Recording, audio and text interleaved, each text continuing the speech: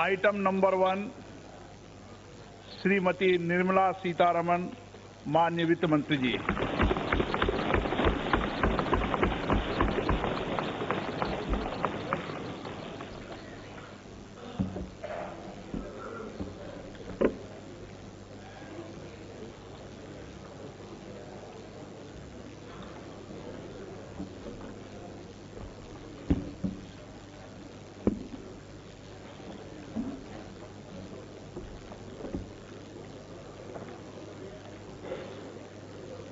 धन्यवाद जी। Speaker sir, I rise to present the budget for the year 2019-20. The recent election, which brought us to this august house today, was charged with brimming hope and desire for a bright and stable new India. Like never before, India celebrated its democracy by coming out to vote in large numbers. Voters' turnout was highest at 67.9%. Every section, young, old, first-time voters, voters since the first general election, women, all turned up to stamp their approval of a performing government. Through their unambiguous and firm mandate, they have reaffirmed putting the nation first. The people of India have validated the two goals for our country's future, that of national security and economic growth. The first term of Honorable Prime Minister Narendra Modi-led NDA government stood out as a performing government, a government whose signature was in the last mile delivery. Between 2014 and 19, we provided a rejuvenated center-stage dynamic, cooperative federalism, GST Council, and a strident commitment to fiscal discipline. We had set the ball rolling for a new India, planned and assisted by the Niti Aayog, a broad-based think tank. We have showed by our deeds that the principle reform, perform, transform can succeed. On many programs and initiatives, we had worked on unprecedented scale. Average amount spent on food security per year approximately doubled during 2014-19 compared to the preceding 5 years.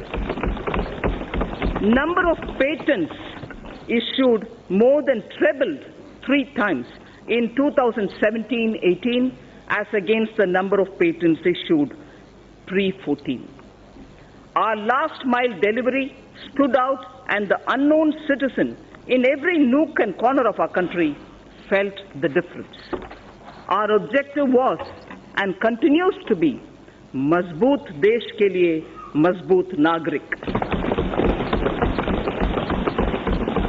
Mega programs and services which we initiated and delivered during those 5 years will now be further accelerated.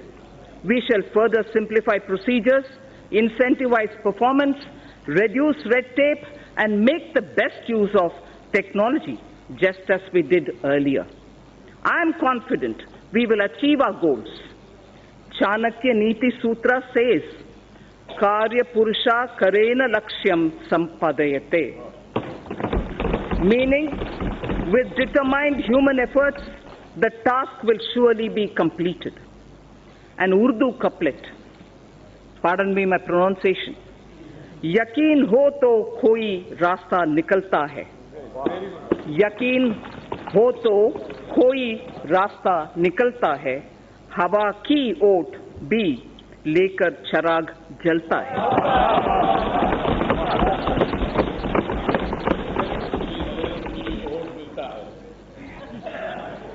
Vision for the decade.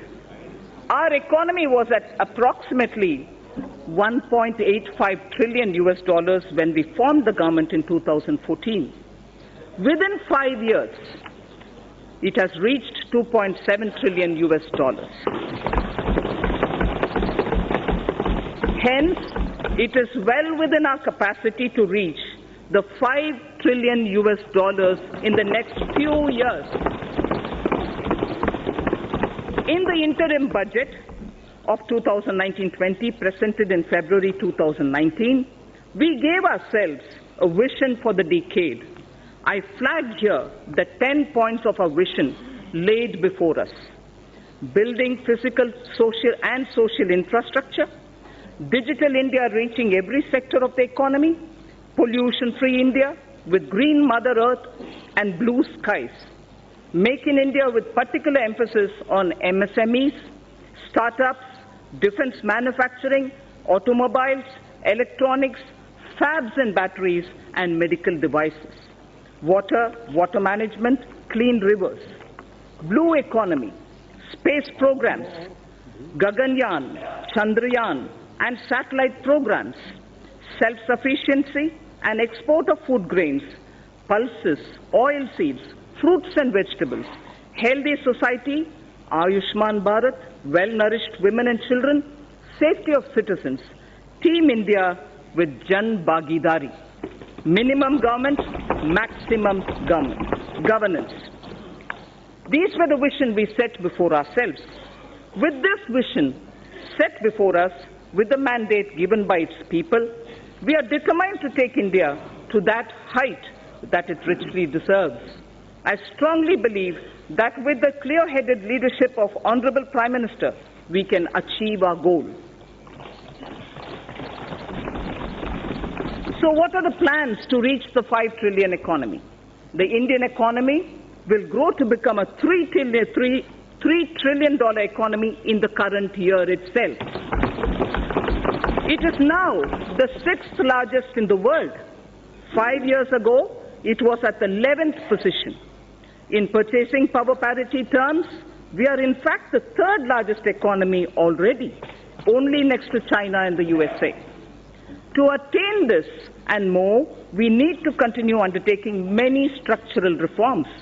In the last 5 years, we saw many big reforms, in particular indirect taxation, bankruptcy, and real estate. While these reforms were happening here in the Parliament, the common man's life was being changed through mudra, loans, to help him to do his business, and through several programs, it was being ensured that his or her kitchen had become smokeless. His or her house got electricity connection, and women's dignity was respected with the provision of toilets in home. The common man was served even as a major transformational reforms were being rolled out. And for this to continue, we need to invest heavily in infrastructure, in digital economy, and on job creation in small and medium firms. Respected Speaker, sir, it took us over 55 years for the Indian economy to reach $1 trillion. But when the country and her people's hearts are filled with Asha, Vishwas, and Akanksha, that is, when the hearts are filled with hope, trust and aspirations, we, in just 5 years, added $1 trillion. As I said, today we are nearing a $3 trillion level. So when we aspire to reach a $5 trillion level, many wonder if it's possible. If we can appreciate our citizens' purusharth or their goals of human spirit or pursuit, filled with the inherent desire to progress, led by the dedicated leadership present in this House, the target is eminently achievable. All of India's private sector industries, small, medium, or large, have played a substantial role in growing our economy. I recall the words of an eminent industry leader who said that his company's growth has always aligned itself with India's growth, before and post-independence. So if before independence, India Inc. understood Swadeshi, today they understand Make in India. We do not look down upon legitimate profit earning. Gone are the days of policy paralysis and license quota control regimes. India Inc. are India's job creators. They are the nation's wealth creators. Together with mutual trust, we can gain, catalyze fast, and attain sustained growth. I wish to propose a number of initiatives as part of a framework for kick-starting the virtuous cycle of domestic and foreign investments. Connectivity is the lifeblood of our economy.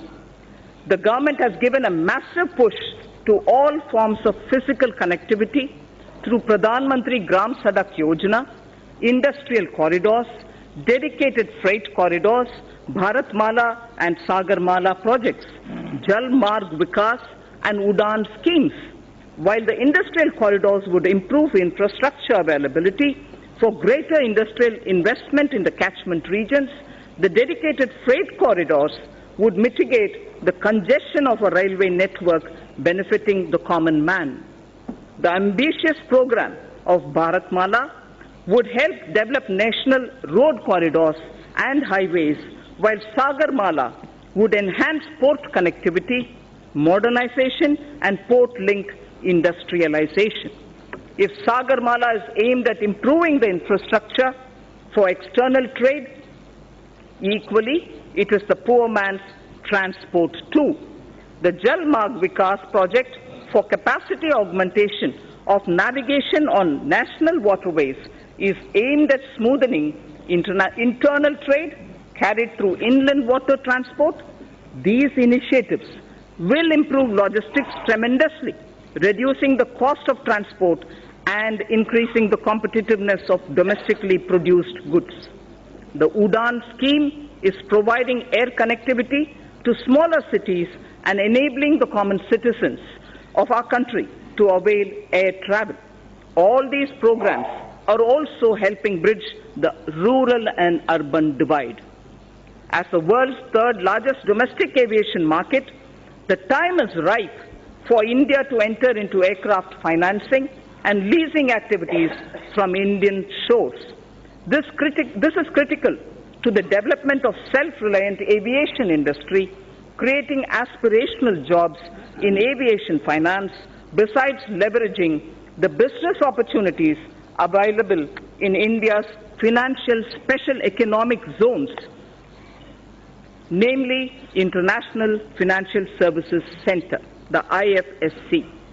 Government will implement the essential elements of the regulatory roadmap for making India a hub for such activities.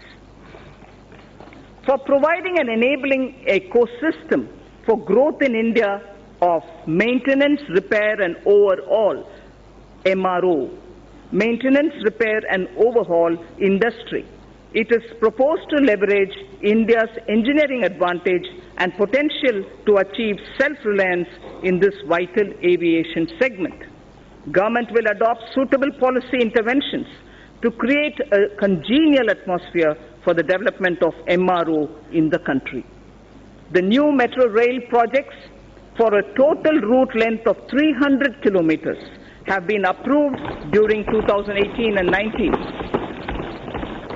Also, during 2019, about 210 kilometers metro lines have been operationalized. With this, 657 kilometers of metro rails network has become operational across the country. 657 kilometers. India's first indigenously developed payment ecosystem for transport based on National Common Mobility Card, NCMC standards, was launched by the Honorable Prime Minister in March 2019. This will enable people to pay multiple kinds of transport charges, including metro services and toll tax, across the country. This interoperable transport card runs on RuPay card and would allow the holders to pay for their bus travel, toll taxes, parking charges, retail shopping, and even withdraw money. Phase 2 of the FAME scheme, following approval of the Cabinet, with an outlay of 10,000 crore rupees over a period of 3 years, has commenced from 1st April 2019.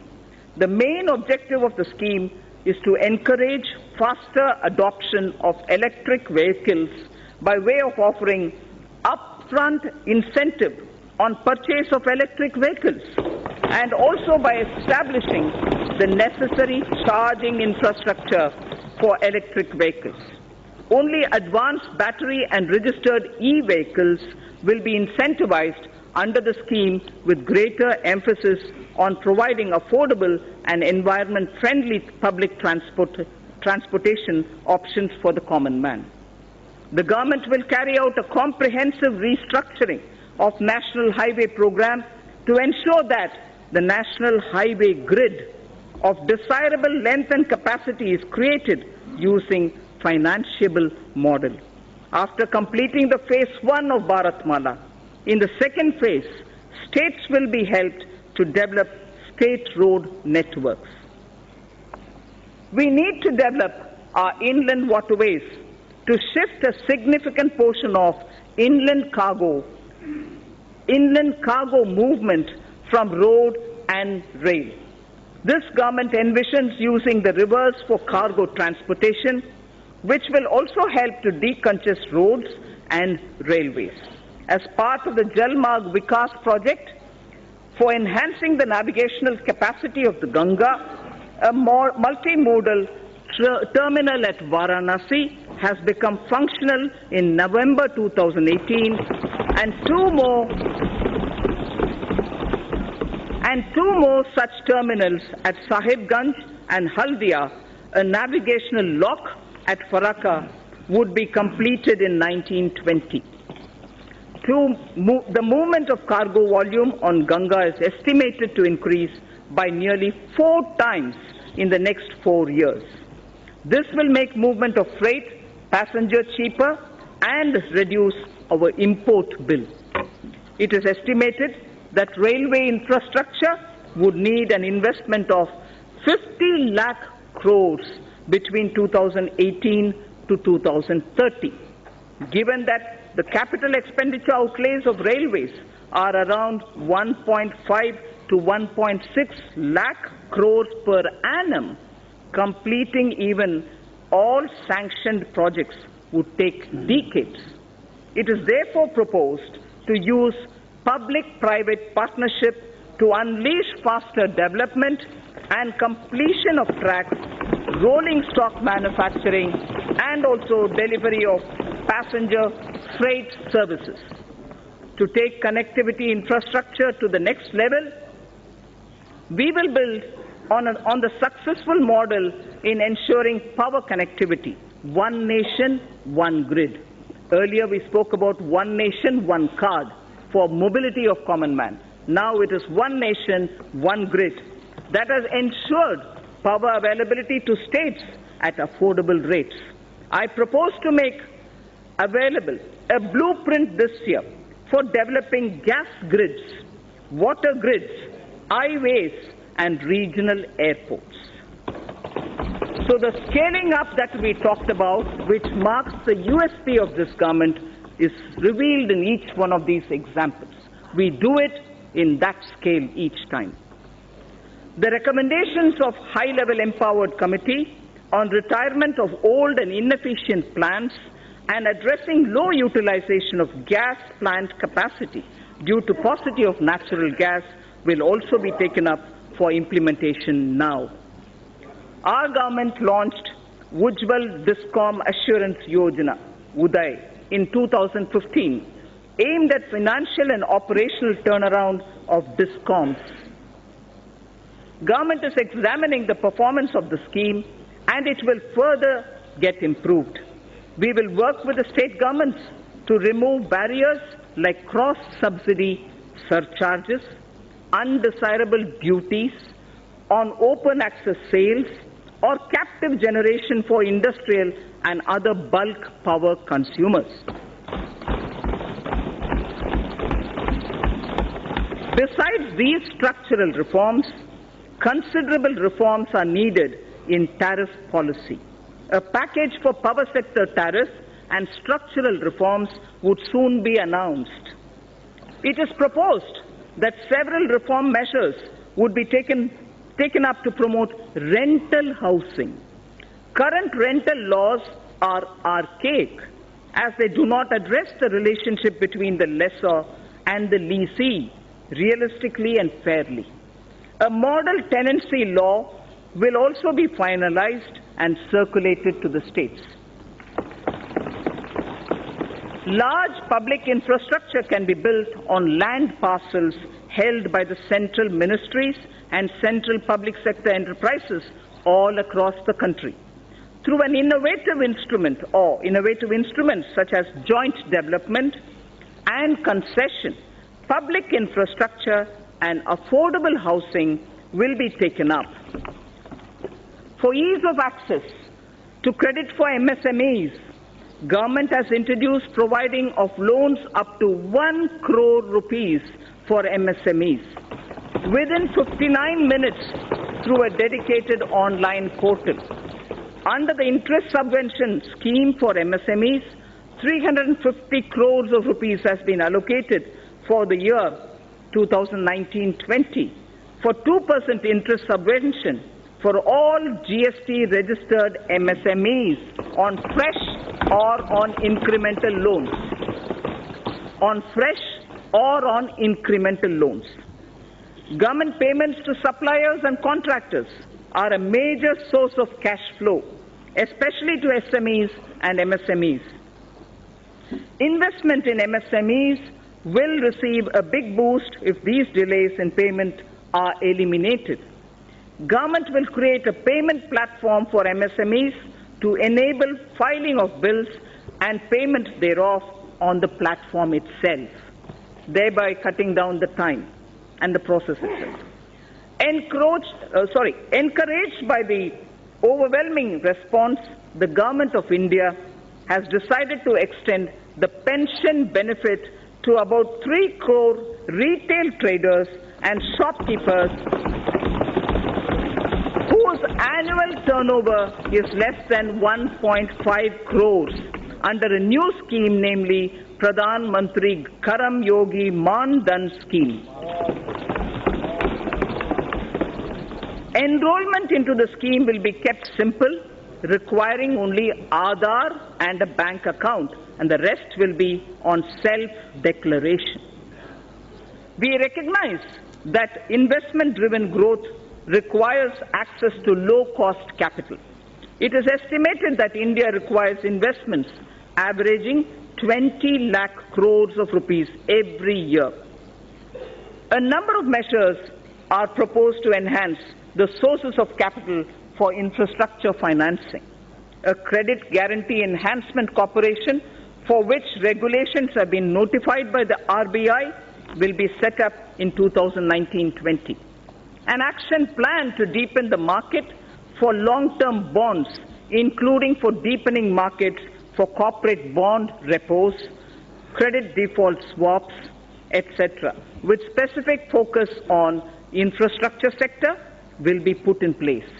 It is proposed to permit investments made by FIIs and FPIs in debt securities issued by Infrastructure Debt Fund, non-bank finance companies, the IDF, NBFCs, to be transferred, sold to any domestic investor within specified lock-in period. Corporate debt markets are crucial for the infrastructure sector. Given the need to further deepen bond markets, a number of measures are proposed to be taken up. To deepen the corporate tripartite repo market in corporate debt securities, government will work with regulators, the RBI and the SEBI, to enable stock exchanges to allow AA-rated bonds as collaterals. User-friendliness of trading platforms for corporate bonds will be reviewed, including issues arising out of capping of International Security Identification Number, the ISIN. It's right time to consider increasing minimum public shareholding in the listed companies. I have asked SEBI to consider raising the current threshold of 25% to 35%. As a key source of capital to the Indian economy, it is important to ensure a harmonized and hassle-free investment experience for foreign portfolio investors. Hence, it is proposed to rationalize and streamline the existing Know Your Customer, the KYC norms for FPIs to make it more investor-friendly without compromising the integrity of cross-border capital inflows. It is time to take our capital markets closer to the masses and meet various social welfare objectives related to inclusive growth and financial inclusion. I propose to initiate steps towards creating an electronic fundraising platform, a social stock exchange, under the regulatory ambit of Securities and Exchange Board of India, the SEBI, for listing social enterprises and voluntary organizations. For listing social enterprises and voluntary organizations working for the realization of a social welfare objective so that they can raise capital as equity, debt, or as units like a mutual fund. It is important to get retail investors to invest in treasury bills and securities issued by the government. Efforts made by the Reserve Bank will need to be supplemented with further institutional development using stock exchanges. For this purpose, interoperability of RBI depositories and SEBI depositories would be necessary to bring about seamless transfer of treasury bills and government securities between RBI and depository ledgers, and for enabling this, the government will take up necessary measures in this regard in consultation with RBI and the SEBI. FDI inflows into India have remained robust despite global headwinds. Speaker, sir, global foreign direct investment flows slid by 13% in 2018 to 1.3 trillion US dollars from 1.5 trillion in the previous year, the third consecutive annual decline according to the UNCTAD's UNCTAD's World Investment Report in 2019. This is India's FDI flows in 2018-19 remained strong. If that was the global picture, India's inflows in 18-19 remained strong at 64.37 billion US dollars, marking a 6% growth over the previous year. I propose to further consolidate, Speaker, sir, the gains in order to make India a more attractive FDI destination. A, the government will examine suggestions of further opening up of FDI in aviation, in media, animation, AVGC, and insurance sectors in consultation with all stakeholders. 100% foreign direct investment will be permitted for insurance intermediaries. Local sourcing norms will be eased for the FDI in single brand retail sector. Single brand retail sector. It's high time India not only gets integrated into global value chain of production of goods and services, but also become part of the global financial system to mobilize global savings, mostly institutionalized in pension, insurance, sovereign wealth funds, and so on. The government is contemplating organizing an annual global investors meet in India using National Infrastructure Investment Fund as the anchor to get all three sets of global players, top industrialists, corporate leaders, top pension insurance sovereign wealth funds, top pension, insurance and sovereign wealth funds, and top digital technology and venture funds also. An important determinant of attracting cross-border investment, Speaker Sir, is availability of investable stock to the foreign portfolio investors. This issue assumes greater significance in view of the gradual shift from stock-targeted investments towards passive investment, whereby funds track global indices composition, of which depends upon available floating stock. Accordingly, I propose to increase the statutory limit for FBI investment in a company from 24% to sectoral foreign investment limit, with option given to the concerned corporates to limit it to a lower threshold.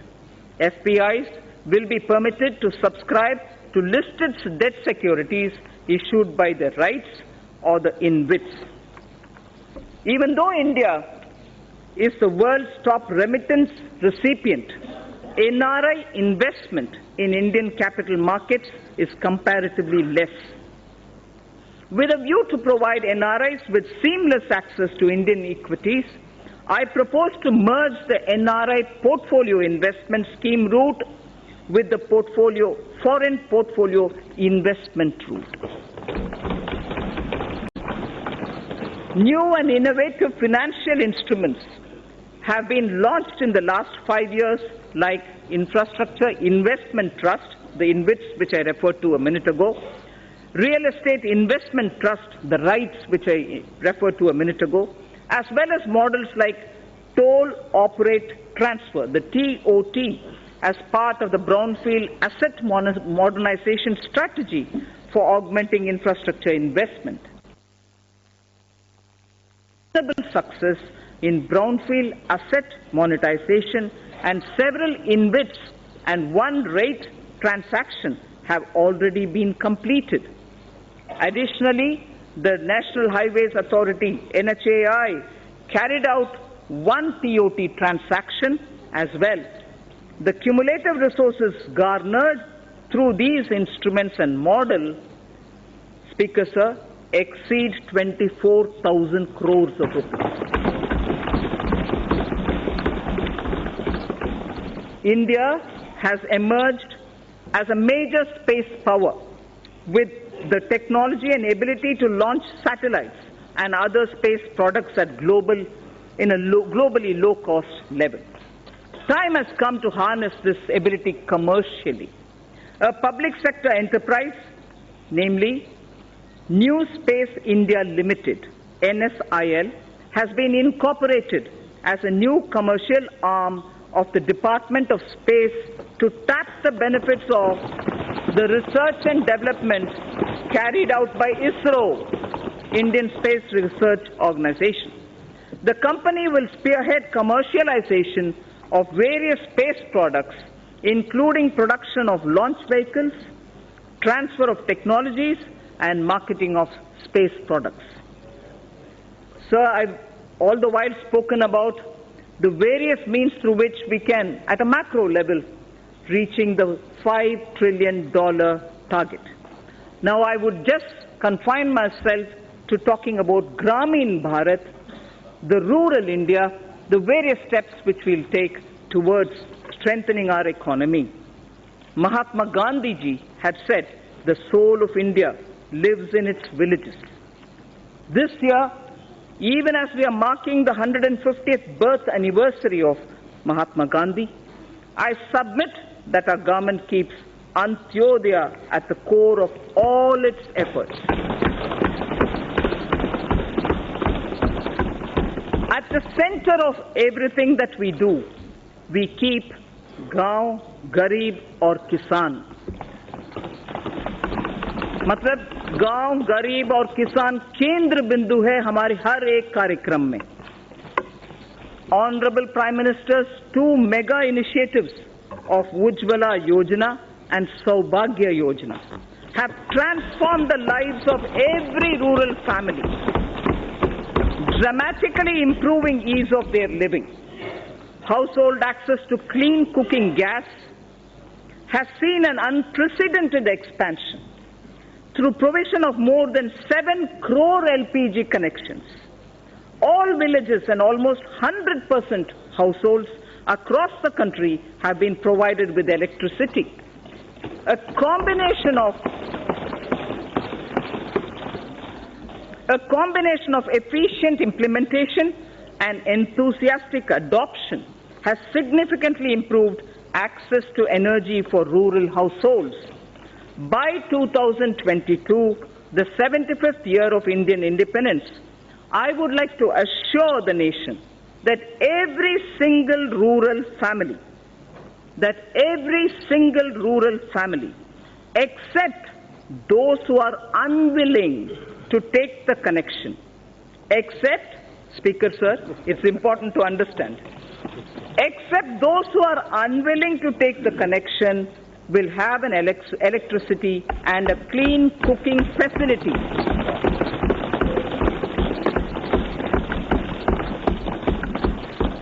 Pradhan Mantri Awas Yojana, Gramin, aims to achieve the objective of housing for all by 2022.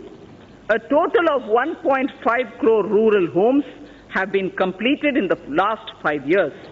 In the second phase of PMAY Gramin, during 2019-20 to 2021-22, 1.95 crore houses, 1.95 crore houses are proposed to be provided to the eligible beneficiaries. These houses are also being provided with amenities like toilets, electricity and LPG connections. With the use of technology, the DBT platform, the direct benefit transfer platform and technology inputs, average number of days for completion of houses has been reduced from 314 days in 2015 and 16. It took us 314 days, Speaker Sir. Now it is only 114 days. Please allow me to repeat this. If the completion of houses required 314 days in 2015-16, by the time it was 2017-18, it has now come down to only 114 days, and that is why the scale of our achievement is possible. Fishing and fishermen. Fishing and fishermen communities are closely aligned with farming and are crucial to rural India. Through a focused scheme, the Pradhan Mantri Matsya Sampada Yojana, the Department of Fisheries will establish a robust fisheries management framework. This will address critical gaps in the value chain, including infrastructure modernization, traceability, production, productivity, post-harvest management, and quality control. Pradhan Mantri Gram Sadak Yojana has brought many socio-economic gains in the rural areas. To accelerate the speed of achieving universal connectivity of eligible habitations, the target of connecting the eligible and feasible habitations was advanced from 2022 to 2019 itself. I am happy to inform that all-weather connectivity has now been provided to over 97% of all such habitations. This has been possible by maintaining a high pace of road construction of 130 to 135 kilometers per day in the last 1,000 days. Committed to the agenda of sustainable development, 30,000 kilometers of Pradhan Mantri Gram Sadak Yojana roads have been built using green technology, waste plastic and cold mix technology. thereby reducing the carbon footprint. With the changing economic scenario, it is important to upgrade roads connecting villages to the rural markets. For this, Pradhan Mantri Gram Sadak Yojana Phase 3 is envisaged to upgrade 1,25,000 kilometers of road length over the next 5 years, with an estimated cost of 80,250 crores of rupees. 1,25,000 kilometers of roads will be upgraded under Pradhan Mantri Gram Sadak Yojana Phase 3, and the amount estimated for this is 80,250 crores. Considering the fact that majority of people still live in villages and depend on agriculture and traditional industries, the scheme of Fund for Upgradation and Regeneration of Traditional Industries, SFURTI, Spurti is it, aims to set up more common facility centers to facilitate cluster-based development to make the traditional industries more productive, profitable, and capable for generating sustained employment opportunities. The focus sectors are bamboo, honey, and khadi clusters. The SFURTI envisions setting up of 100 new clusters during 2019-20, which should enable 50,000 artisans to join the economic value chain. Further, to improve the technology of such industries, the scheme for promotion of innovation, rural industry, and entrepreneurship, ASPIRE, has been consolidated for setting up of livelihood business incubators and technology business incubators. The scheme contemplates to set up 80 livelihood business incubators and 20 technology business incubators in 2019-20 to develop 75,000 skilled entrepreneurs in agro-rural industry sectors. We will invest widely in agricultural infrastructure.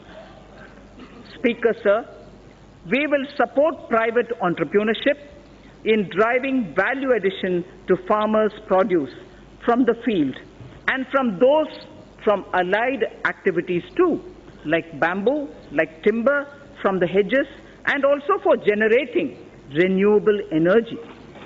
अन्नदाता क्यों ऊर्जा दाता बना नहीं सकते? अन्नदाता ऊर्जा दाता बनाने के लिए बहुत सारे हमारे प्रोग्राम्स हैं. Daring through cooperatives shall also be encouraged by creating infrastructure for cattle feed manufacturing, milk procurement, processing, and marketing. Speaker, sir, I place my appreciation for our farmers who have made India self-sufficient in pulses. दलहन के revolution जो हमारे किसान ने किया पिछले 1.5 साल में किया है, उसके लिए उनको मैं बधाई देना चाहती हूँ. I am sure they will repeat such a success even in the production of oil seed. तिलहन में भी हम उम्मीद रखते हैं हमारे किसान ऐसे ही सफलता पाएंगे. Our import bill shall be reduced by their seva. We also hope to form 10,000 new farmer producer organizations. We ensure that will ensure economies of scale for farmers over the next 5 years. The government will work with state governments to allow farmers to benefit from e-NAM. The Agricultural Produce Marketing Cooperatives Act should not hamper farmers from getting a fair price for their produce. Ease of doing business and ease of living both should apply to farmers too.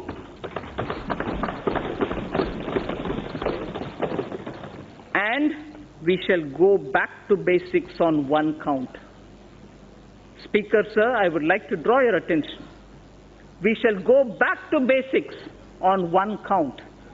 Zero budget farming. Zero budget farming may not be a new thing. That is why I said we'll go back to basics. We need to replicate this innovative model. Some states have already tried somewhat. We need to replicate this innovative model through which, in a few states, farmers are already being trained in this practice. Steps such as this can help in doubling our farmers' income in time for our 75th year of independence. Ensuring India's water security and providing access to safe and adequate drinking water to all Indians is a priority for this government.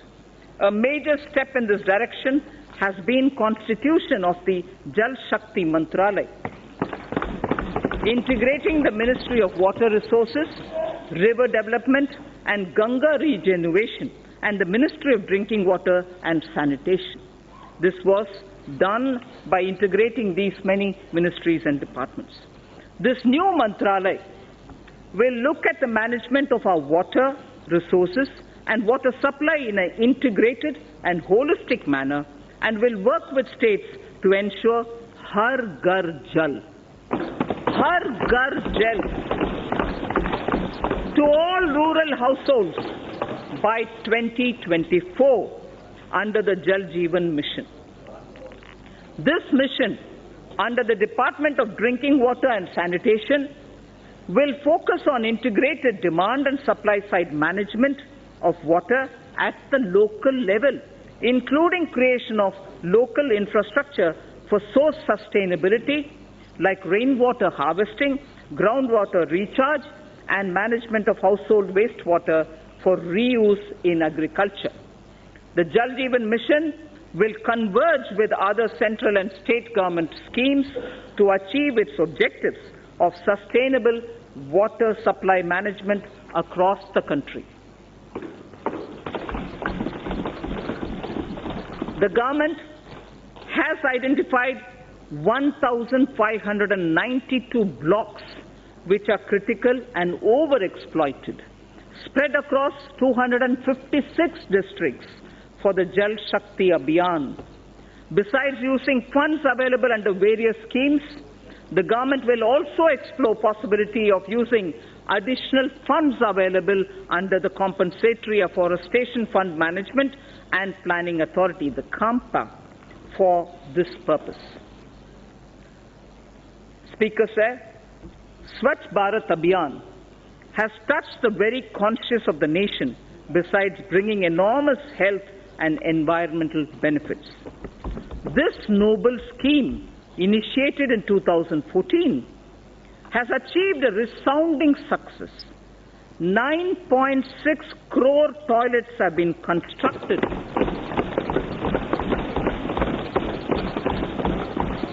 9.6 crore toilets have been constructed since October the 2nd, 2014. More than 5.6 lakh villages have become open defecation free. We have to build on this success. We must not only sustain the behavioral change seen in people, but also harness the latest technologies available to transform waste into energy. I propose to expand the Swachh Bharat mission to undertake sustainable solid waste management in every village.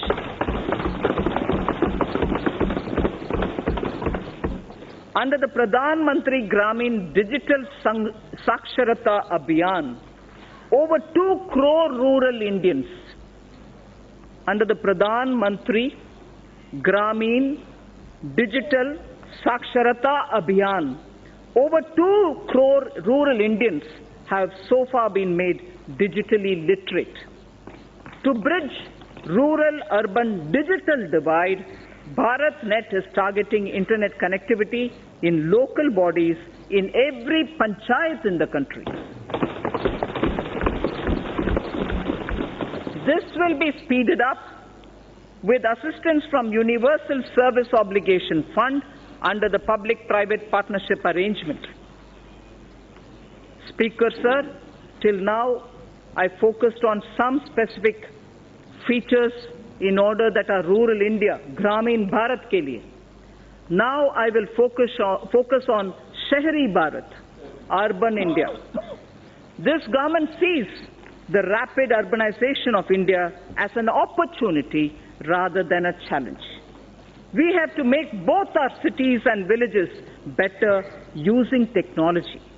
This way, we can help people live closer to their homes, stop migration into cities, provide essential services to all.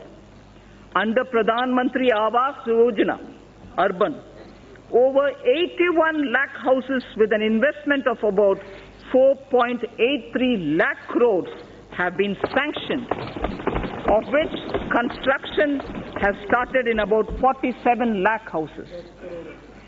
Over 26 lakh houses have been completed, of which nearly 24 lakh houses have been delivered to the beneficiaries. There is large-scale adoption of new technologies for construction of these houses. Over 13 lakh houses have so far been constructed using these new technologies. More than 95% of our cities also have become ODF, open defecation free. 95% of all cities have become, or they have declared themselves ODF. More than 45,000 public and community toilets across 1,700 cities have been uploaded on Google Maps, covering more than 53% of India's urban population. Almost 1 crore citizens have downloaded the Swachhata app. The 150th birth anniversary of Mahatma Gandhi is an apt occasion for us to rededicate ourselves to the ideals of the Mahatma. Honorable Prime Minister took the sankalp of achieving Gandhiji's resolve of Swachh Bharat to make India open defecation free by 2nd October 2019. I'm very satisfied and I'm very happy to report to this august House that this would be achieved by the 2nd of October. To mark this occasion, the Rashtriya Swachhata Kendra will be inaugurated at Gandhi Darshan, Rajghat on 2nd October 2019.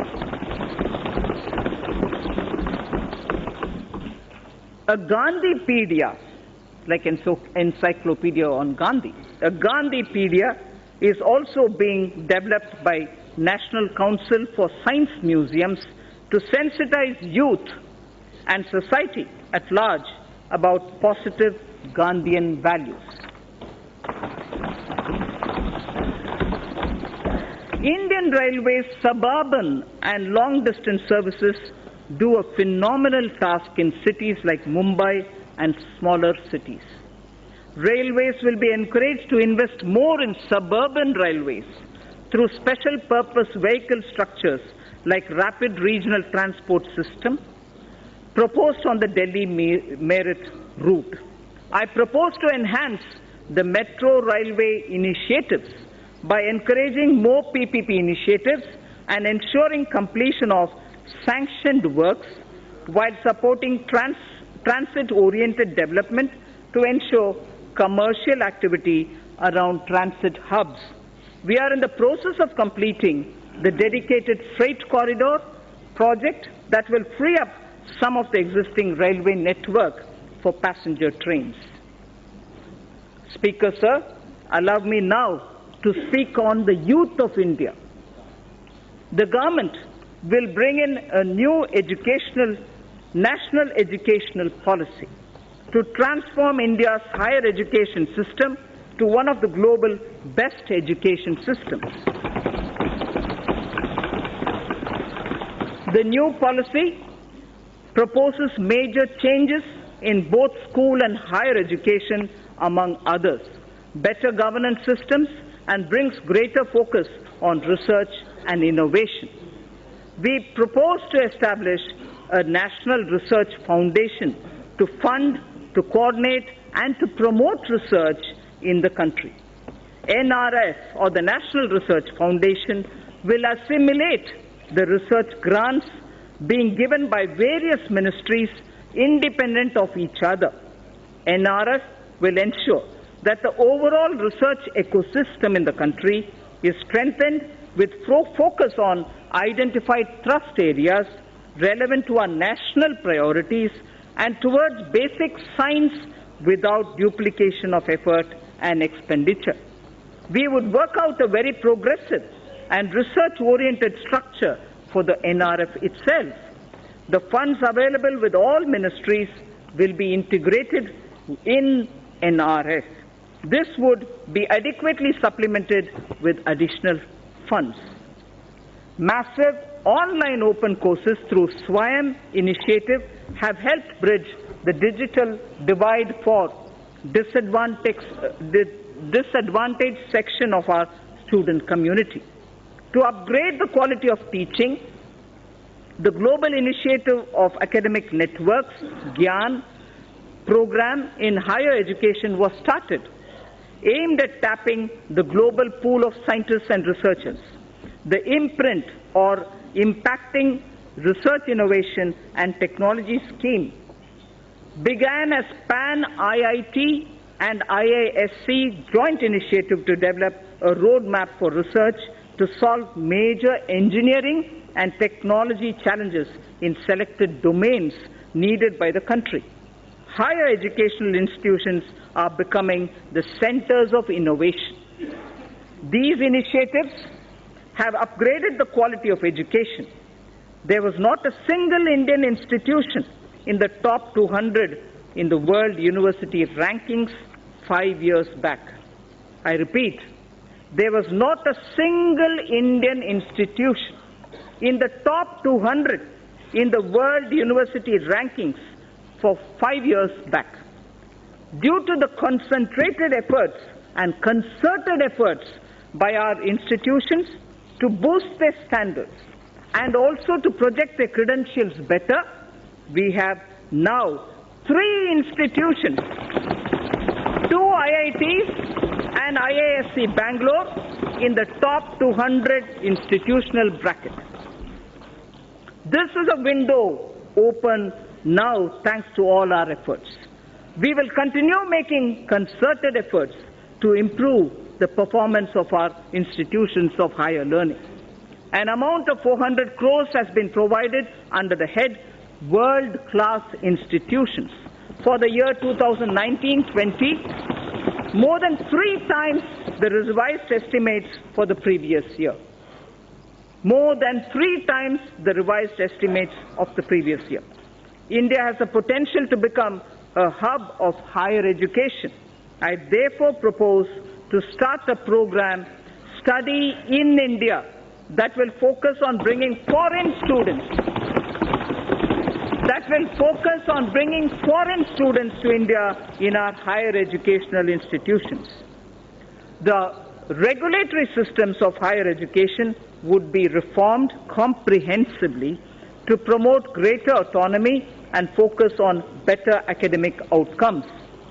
A draft legislation for setting up of Higher Education Commission of India would be presented in the year ahead. Khelo India scheme, launched in October 2017, has created awareness of sports as an integral part of wellness throughout the country. The government is committed to expand Khelo India scheme and to provide all necessary financial support.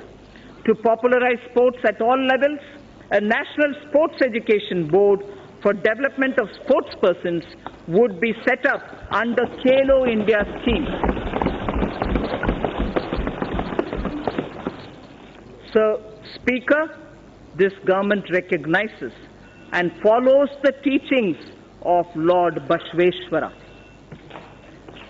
This government recognizes and follows the teachings of Lord Basaveshwara, in particular the principle of Kayaka and Dasoha. Implementing Kayakeva Kailasa, the government enables about 10 million youth to take up industry-relevant skill training through the Pradhan Mantri Kaushal Vikas Yojana. This is helping to create a large pool of skilled manpower with speed and high standards. Demographic trends worldwide show that major economies will face severe labor shortages in the future. To prepare our youth to also take up jobs overseas, we will increase focus on skill sets needed abroad, including language training. We will also lay focus on new age skills like artificial intelligence, Internet of Things, big data, 3D printing, virtual reality, and robotics, which are valued highly both within and outside the country and offer much higher remuneration. Drawing again on Lord Basveshwara, his principle of Dasoha underlines most things this government does. Give it up for giving up LPG subsidy, or the various pension schemes, or on the principle of sharing through distribution for the wellness of society, which is what Lord Basveshwara did even earlier in a millennia ago. The government is proposing to streamline multiple labor laws into a set of 4 labor codes. Sir, for the sake of labor welfare, I'd like to repeat this slide. The government is proposing to streamline multiple labor laws into a set of 4 labor codes.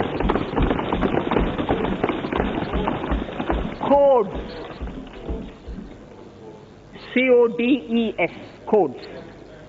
This will ensure that process of registration and filing of returns will get standardized and streamlined. With various labor-related definitions getting standardized, it is expected that there shall be less disputes. We propose, again sir, this is an interesting idea, I wish to draw your attention. We propose to start a television program within the DD bouquet of channels exclusively for startups.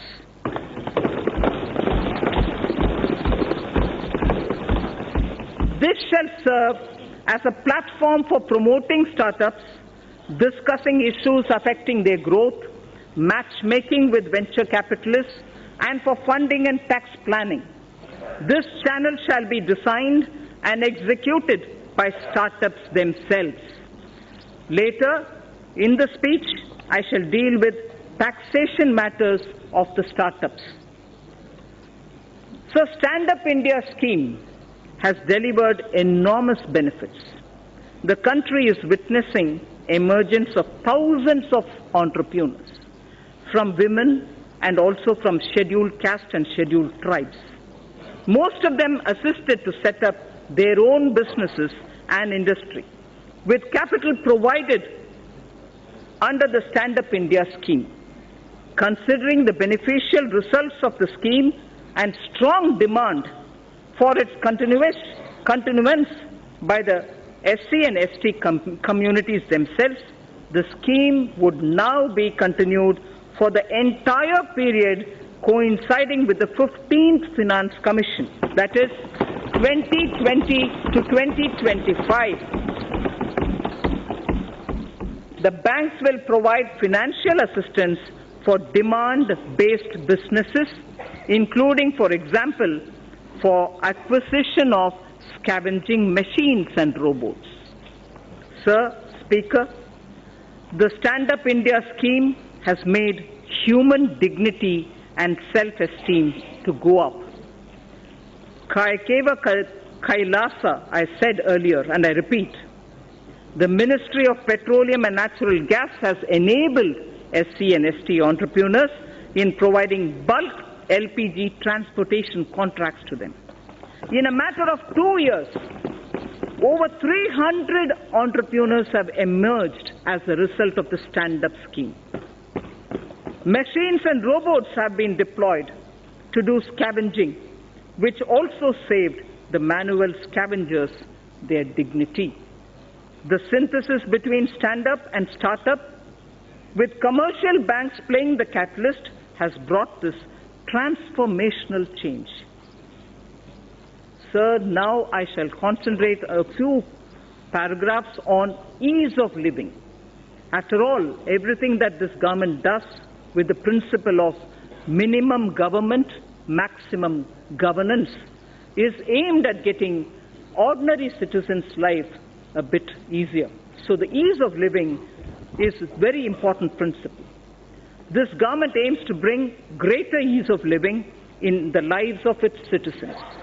Digital payments are gaining acceptance everywhere, including by the government. Use of technology is an effective way to ensure this. Pradhan Mantri Shram Yogi Man Dhan was launched on 5th March 2019 by the Honorable Prime Minister in Ahmedabad. The scheme aims at providing 3,000 rupees per month as pension on attaining the age of 60 to crores of workers in unorganized and informal sectors. About 30 lakh workers have already joined the scheme. For good quality of life and ease of living, maintaining a cleaner environment and ensuring sustainable energy use is absolutely vital. A program of mass scaling up of LED bulbs for widespread distribution at household level was taken up, resulting into massive replacement of incandescent bulbs and CFLs in the country. Approximately 35 crore LED bulbs have been distributed under the Ujala Yojana, leading to a cost saving, and this is very impressive. I request through you, respected Speaker, that all members present here listen to what cost saving has emerged because of the LED bulbs. Approximately 35 crore LED bulbs have been distributed under the Ujala Yojana, leading to a cost saving of 18,341 crores. And this 18,341 crores annually, every year, because of LED, this is what the country is saving. It is going to be free of incandescent, India is going to be free of incandescent bulbs, and CFL use has already become minuscule. We will use the approach of mission LED bulb method to promote the use of solar stoves and battery chargers in the country. To make railway travel a pleasant and satisfying experience to the common citizen, again, ease of living, we will launch a massive program of railway station modernization this year. Railway station modernization will be launched this year. Honorable Speaker, sir, I draw the attention to the women of India. Nari to Narayani.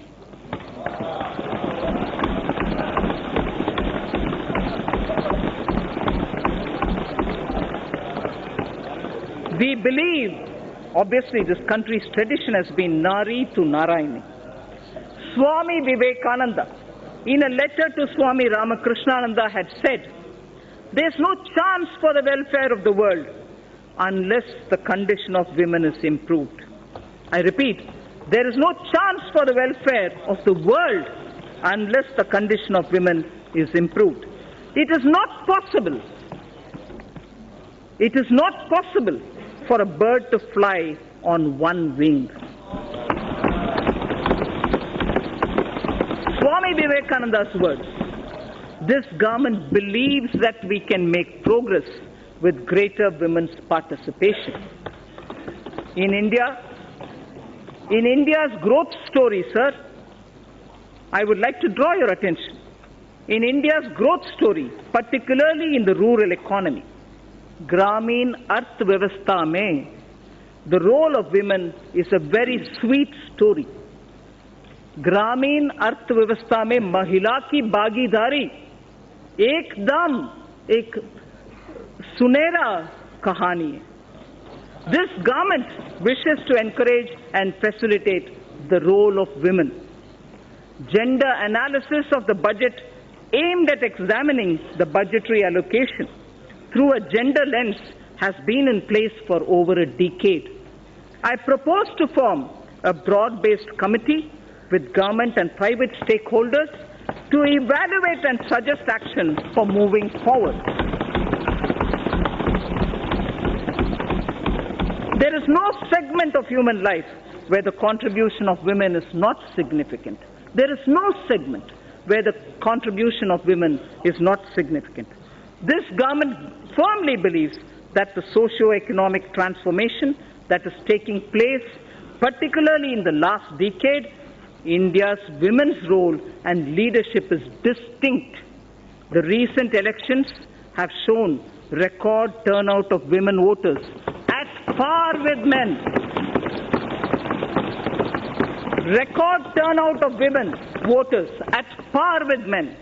We also have a record number of 78 women MPs here in this House.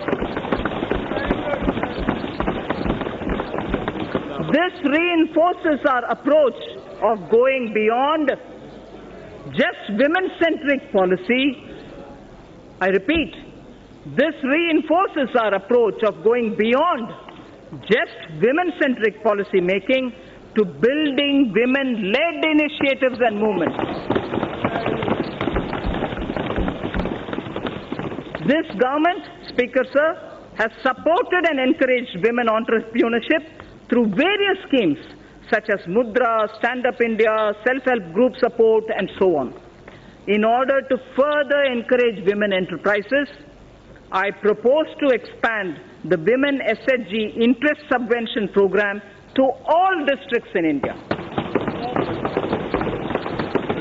Furthermore, for every verified woman SHG member having a Jan Dhan bank account, for every verified woman SHG member having a Jan Dhan account, an overdraft of 5,000 shall be allowed.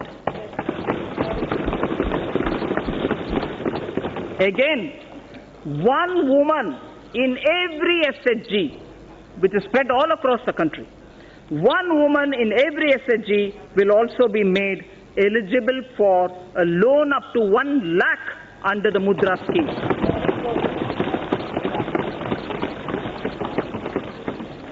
Speaker Sir, at the beginning I did tell you about India's soft power.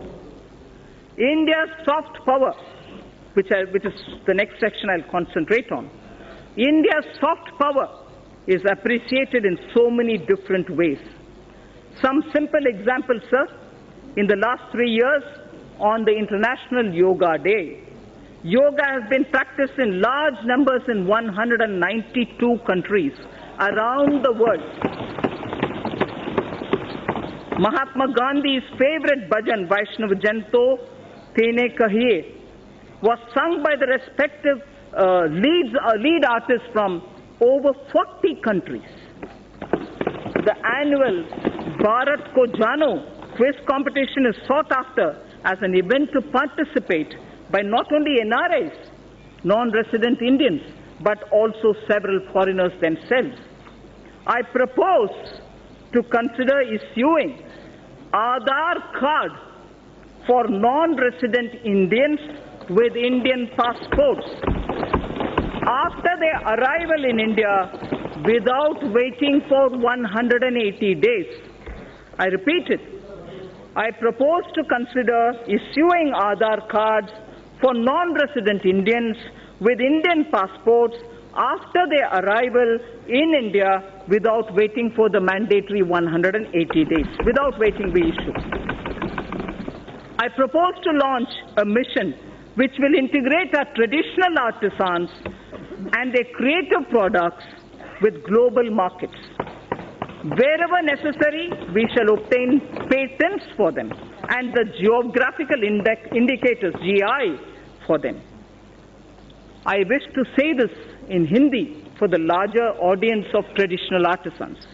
इस उद्देश्य से मैं इस गरिमामय प्रांगण से पहली बार यह घोषणा करती हूं कि हम भारत के सृजनात्मक उद्योगों को अर्थव्यवस्था से जोड़कर जहां आवश्यक है बौद्धिक संपदा अधिकारों से संरक्षित करके राष्ट्रीय और अंतर्राष्ट्रीय बाजार तक पहुंचाने की मुहिम प्रारंभ करेंगे।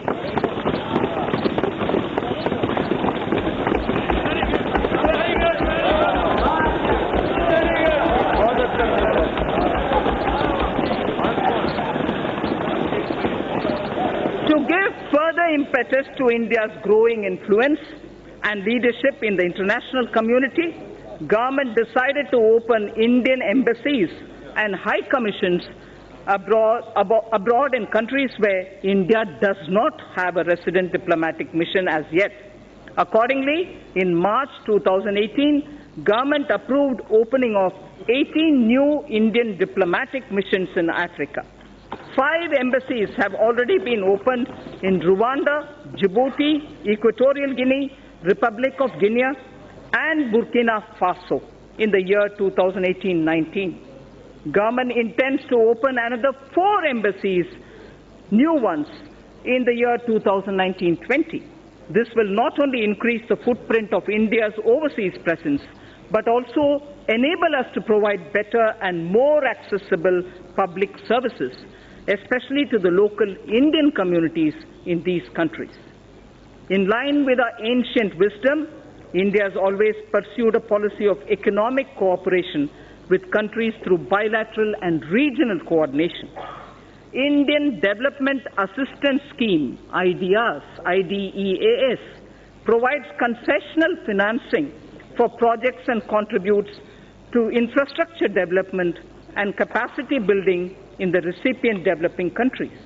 Mindful of our position as the 6th largest economy, we will look at alternative development models which include private sector equity, multilateral financing, contributions from corporates, non-residents, and so on.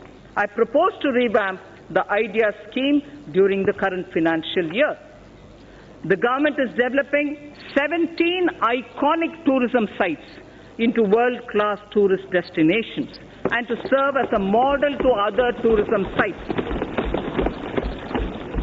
The iconic tourism sites would enhance visitor experience, which would lead to increased visits of both domestic and international tourists at these destinations.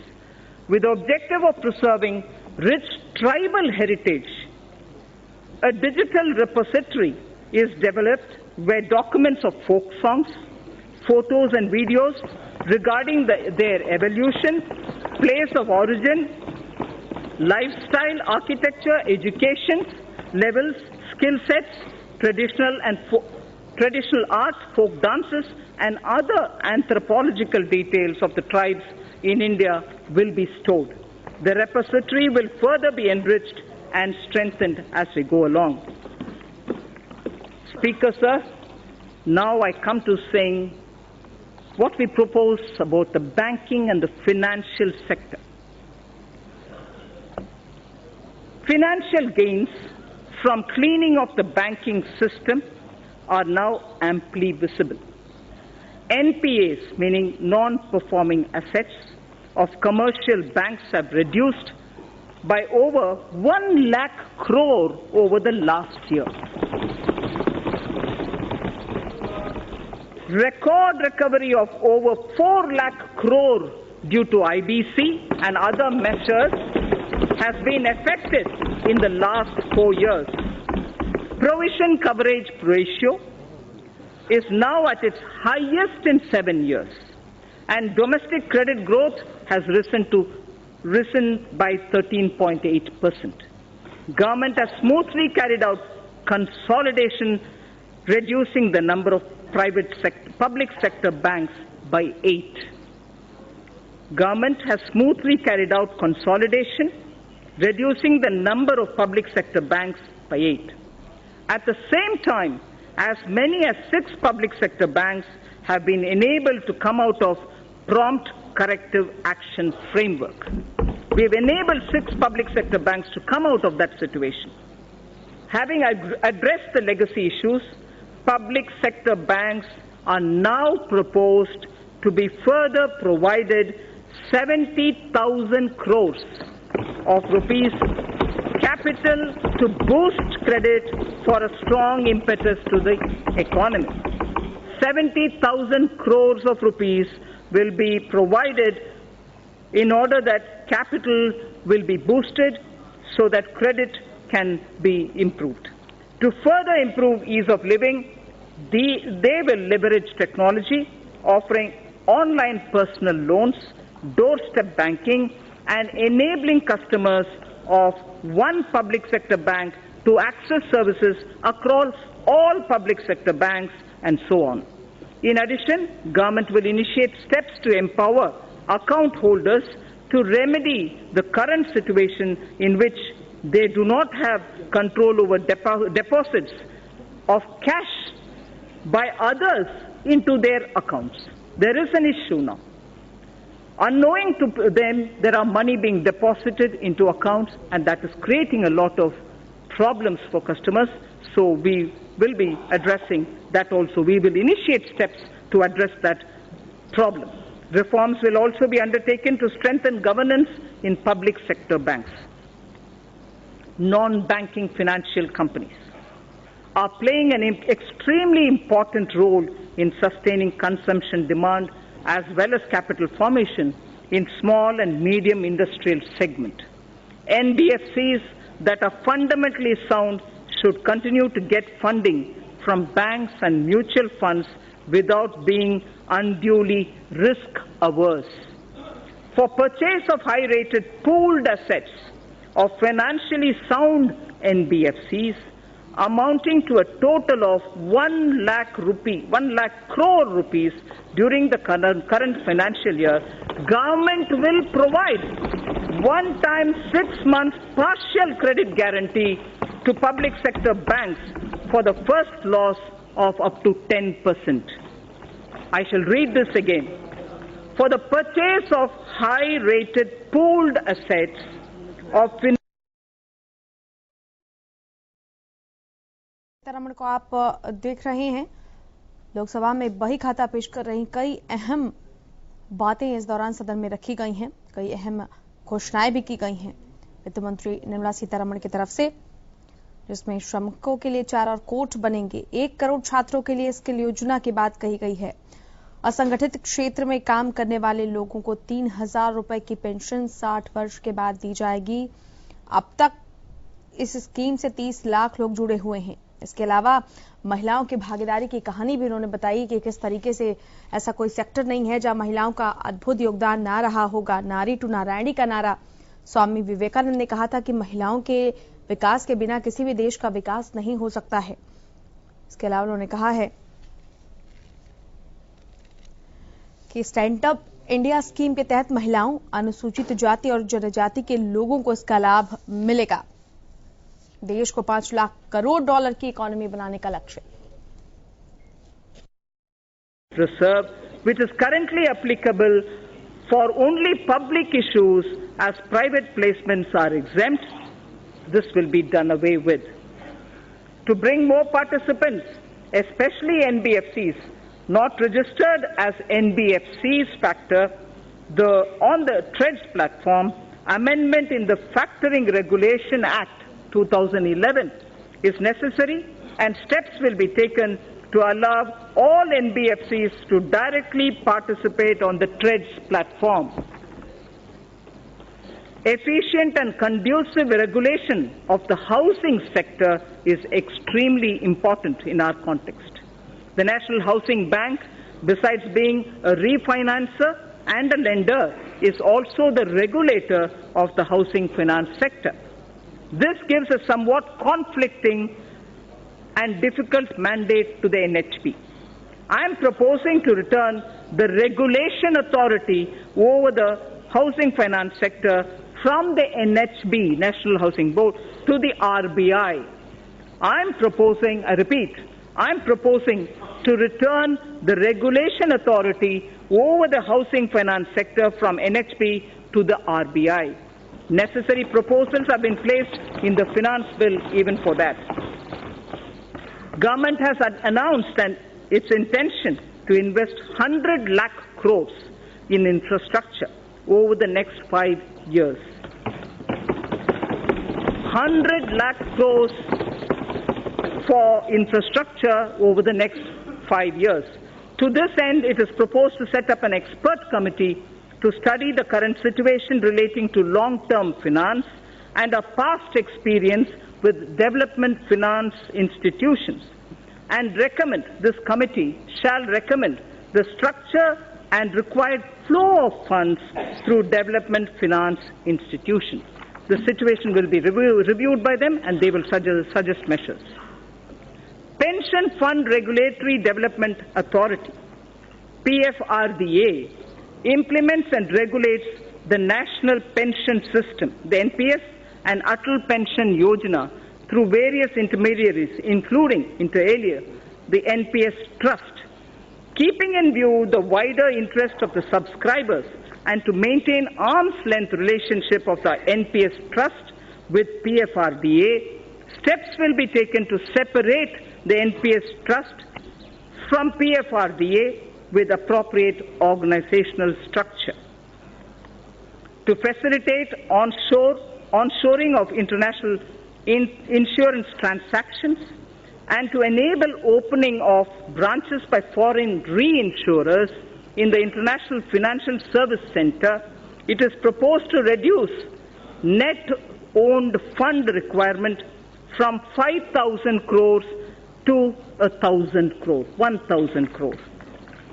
I'll repeat that sentence, sir. To facilitate onshoring of international insurance transactions and to enable opening of branches by foreign reinsurers in the International Financial Services Center, it is proposed to reduce net owned fund requirement from 5,000 crores to 1,000 crores.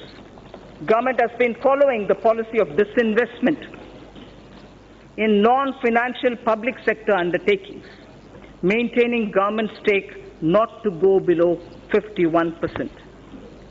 Government is considering, in case where the undertaking is still to be retained in government control, to go below 51% to an appropriate level on case-to-case basis. Government has also decided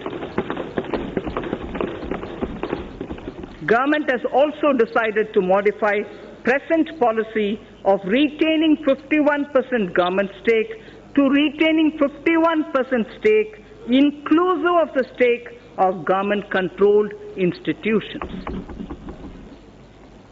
Sir Speaker, in order to improve the capital flows into the Indian economy, it is important to align domestic corporate systems and practices with global ones. It is also appreciated that global finance movement in equity uses certain parameters to evaluate the stocks in which they choose to invest. The government intends to further encourage retail participation in CPSEs, which of late has shown very encouraging upward trend.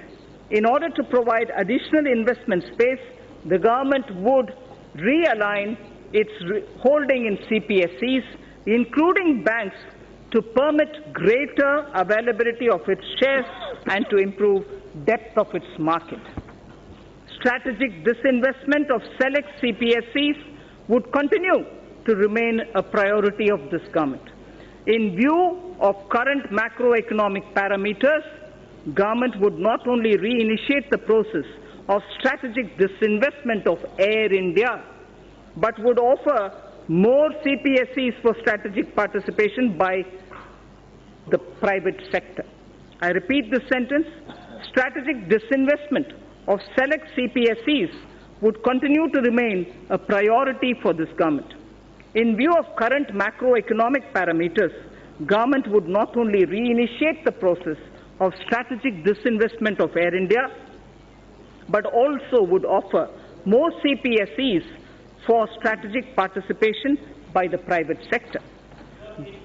Government is setting an enhanced target of rupees 5,000 crores of disinvestment receipts for the financial year 2019-20. The government will undertake strategic sale of PSUs. The government will also continue to do consolidation of PSUs in the non-financial space as well. Sir, ETFs have proved to be an important investment opportunity for retail investors and has turned out to be a good instrument of Government of India's disinvestment program. To expand this further, Government will offer an investment option in ETFs on the line of equity-linked savings scheme, which is ELSS. This would encourage long-term investments in CPSEs. For bringing better public ownership of the PSUs and also bring greater commercial and market orientation of the listed PSUs, the government will take all necessary steps to meet public shareholding norms of 25% for all listed PSUs and raise the foreign shareholding limits to maximum permissible sector limits for all PSUs, companies which are part of emerging market index. Sir, the Indian sovereign debt, external debt, India's sovereign external debt to GDP is among the lowest globally at less than 5%. Honorable Speaker, sir, this is a very important indicator for India. I am repeating the line. India's sovereign external debt to GDP is among the lowest globally at less than 5%. The government will start raising a part of its gross borrowing program in external markets in external currencies. This will also have beneficial impact on demand situation for the government securities in domestic market. A new series of coins, sir, a new series of coins of 1 rupee, 2 rupees, 5 rupees, 10 rupees and 20 rupees, easily identifiable to the visually impaired also, were released by the government minister, by the Honorable Prime Minister on 7th March 2019. These new coins will be made available for public use shortly. Sir, in the first 50 years after independence, we emphasized on rights. So I draw your attention to this line, which marks the end of part A of my speech. In the first 50 years after independence, we emphasized on rights. Marking 75 years of our independence, we should place emphasis on our duty towards India. Place emphasis on our duty towards India without undermining our rights.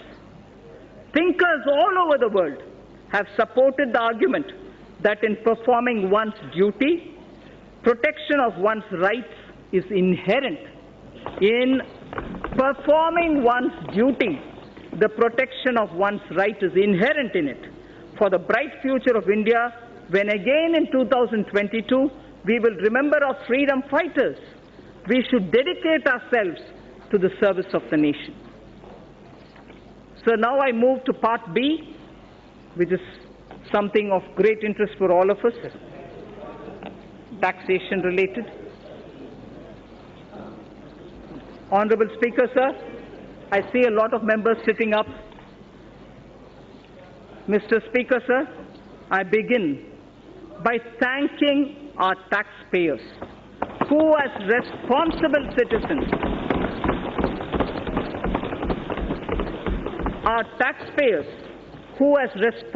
citizens, perform their duty by paying their taxes. It is because of their valuable contribution that our government is able to work for our collective dream of inclusive and all-round development of our nation. I place my appreciation to the honest taxpayer of India. At this juncture, sir, I find wisdom in a line from Purananuru, which is a Sangam time Tamil literature piece. A Tamil Sangam era work, and this is done by Pisirandayar.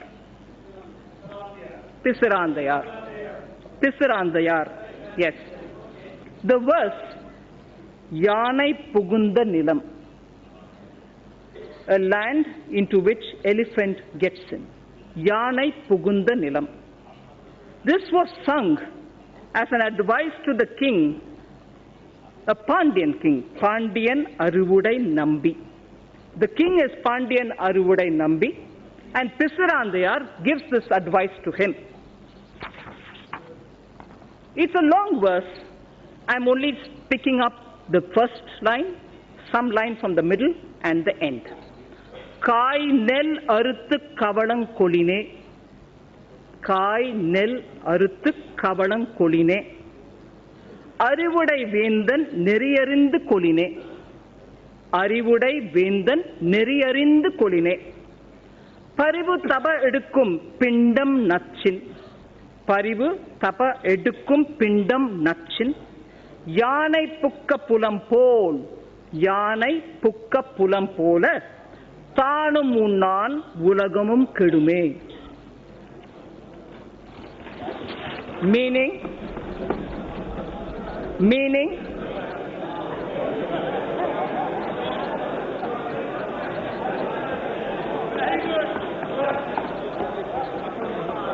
a few mounds of rice, just a few mounds of rice from paddy that is harvested from a small piece of land would be sufficient for the elephant. For an elephant, just a few mounds of rice cooked from paddy which is taken from a small piece of land will be sufficient. But what if the elephant itself enters into the field and starts eating? It would eat far lesser than what it will trample with its foot. I hope the meaning is clear. So, the advice given to Pandyan Arivudai Nambi is a valuable advice that this government appreciates. An elephant, if it is given mounds of rice, here I would refer to taxation, will be quite happy. It doesn't have to enter into the field and trample to eat the food. So we don't intend to trample anybody.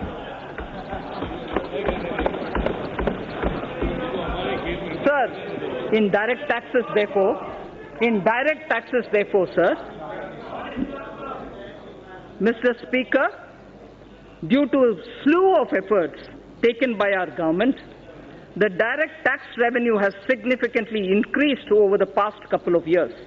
It has increased by over 78% from 6.38 lakh crores in financial year 2013-14 to around 11.37 lakh crores in financial year 2018.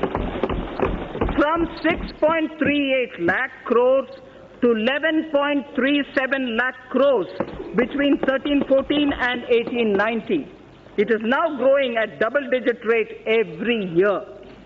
Let me recall, sir, and reiterate this government's effort over the past 5 years to alleviate the tax burden on small and medium income earners. This includes self-employed as well as small traders, salary earners, and senior citizens.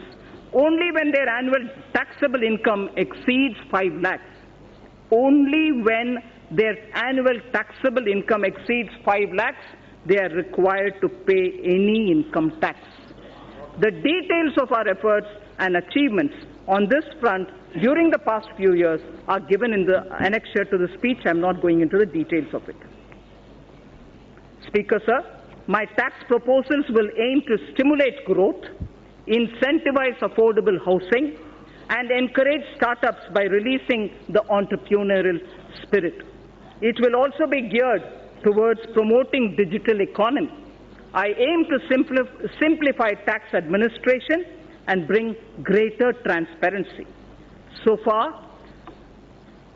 as corporate tax is concerned, we continue with phased reduction in rates. Currently, a lower rate of 25% is only applicable to companies having annual turnover up to 250 crores. Currently, the lower rate of 25% is only applicable to companies having annual turnover of up to 250 crores. I propose to widen this to include all companies having an annual turnover of up to 400 crores. This will cover 99.3% of all the companies. Only 0.7% of companies will remain outside of this rate.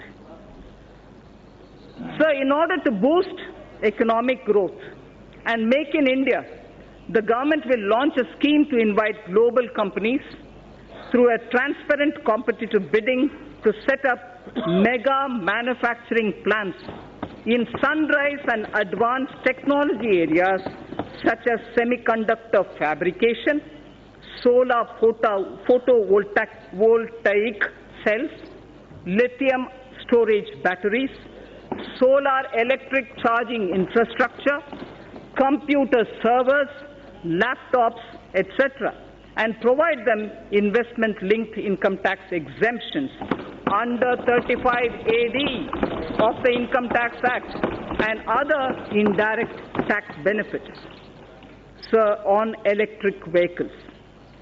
Considering our large consumer base, we aim to leapfrog and envision India as a global hub of manufacturing of electric vehicles. A global hub of manufacturing electric vehicles. Inclusion of solar storage batteries and charging infrastructure in the above scheme will boost our efforts. Government has already moved the GST Council to lower the GST rate on electric vehicles from 12 to 5%. Also, to make electric vehicle affordable to consumers, our government will provide additional income tax deduction of 1.5 lakhs of rupees on the interest paid on loans taken to purchase electric vehicles. What does this mean? This amounts to a benefit of 2.5 lakh crores over the loan period to the taxpayer who takes loans to purchase electric vehicles. So by the time the entire period of the loan ends, for you having taken the loan for buying an electric vehicle, you would benefit to the level of 2.5 lakh rupees because of this income tax deduction which is being brought in for encouraging purchase of electric vehicles.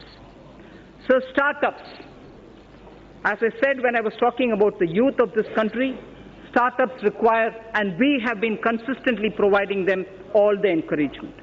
Startups in India are taking firm roots and their continued growth needs to be encouraged.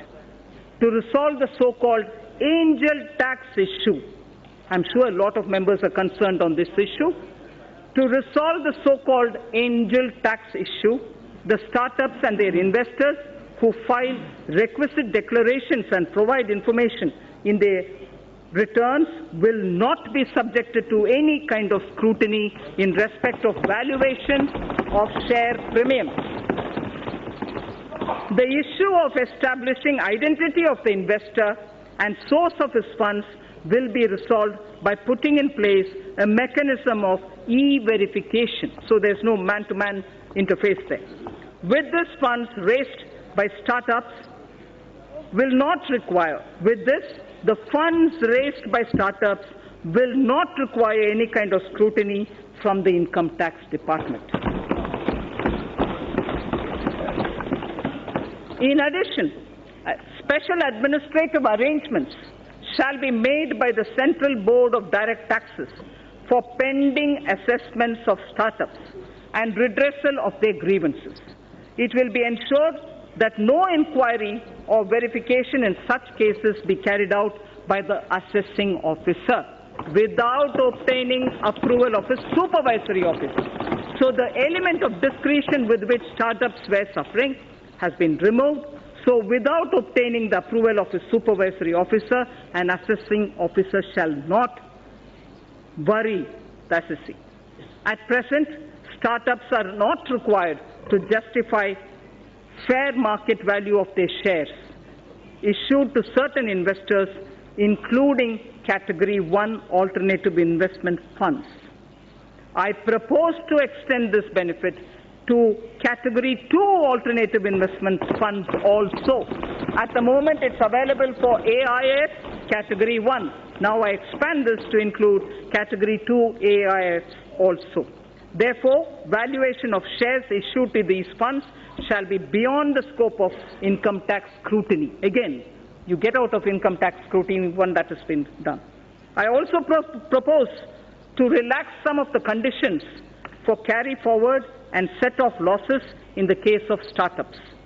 I also propose to extend the period of exemption of capital gains arising from sale of residential house for investment in startups up to 31/3/2021 and relax certain other conditions of this exemption. So affordable housing, which is an aim of this government. For realization of the goal of housing for all and affordable housing, a tax holiday has already been provided on the profits earned by developers of affordable housing.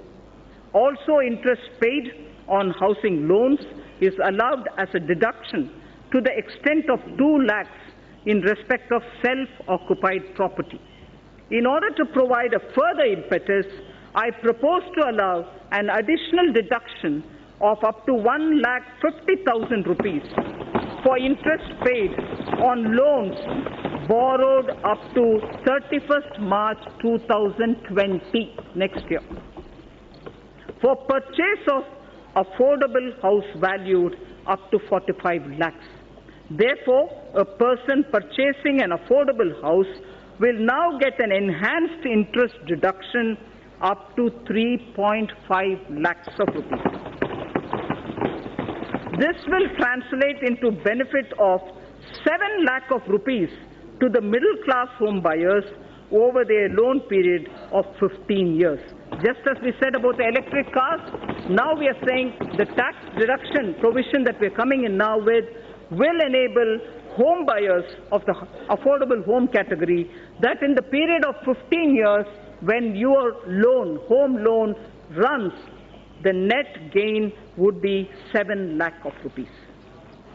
This will immediately benefit a lot of middle class.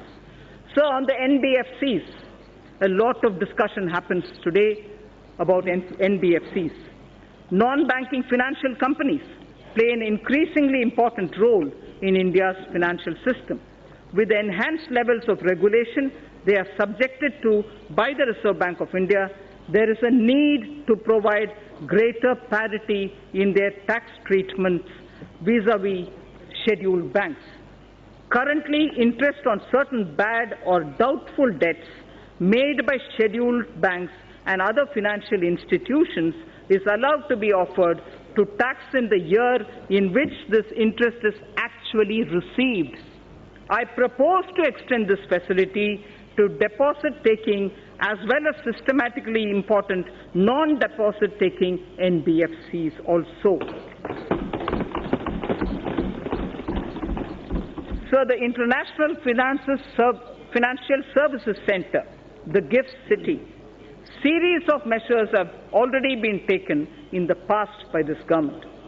With a view to incentivizing the IFSC, I propose to provide several direct tax incentives to an IFSC, including 100% profit-linked deduction under Section 80 LA in any 10-year block within a 15-year period, exemption from dividend distribution tax from current and accumulated income to companies and mutual funds, exemption on capital gain to Category 3 AIF, and interest payment on loan taken from non-residents.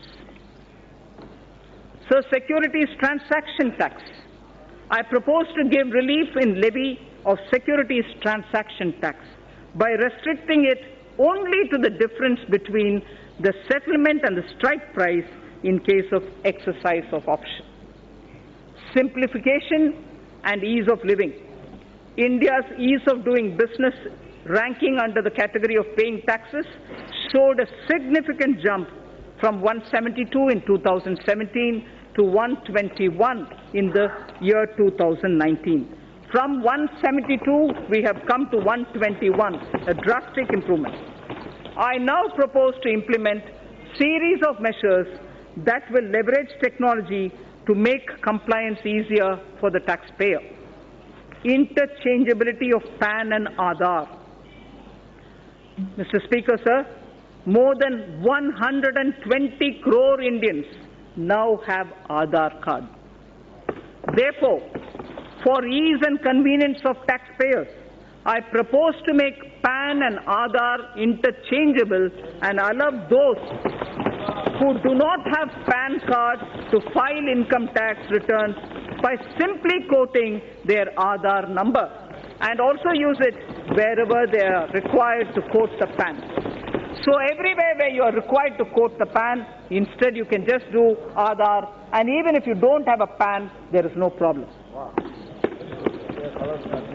So pre-filling of income tax returns. Pre-filled tax returns will be made available to taxpayers, which will contain details of salary income, capital gains from securities, bank interest and dividends, etc. And tax deductions also. Information regarding these incomes will be collected from the concerned sources such as banks, stock exchanges, mutual funds, EPFO, state registration departments and so on.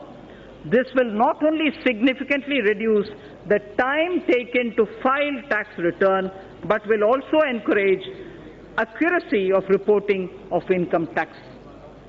So faceless e-assessment. This is a very important thing about which there's been a lot of discussion. Assessees should not face any kind of harassment. The existing system of scrutiny assessments in the income tax department involves a high level of personal interaction between the taxpayer and the department, which leads to certain undesirable practices and on the part of the tax officials. To eliminate such instances and to give shape to the vision of Honorable Prime Minister, a scheme of faceless assessment in electronic mode involving no human interface is being launched this year in a phased manner.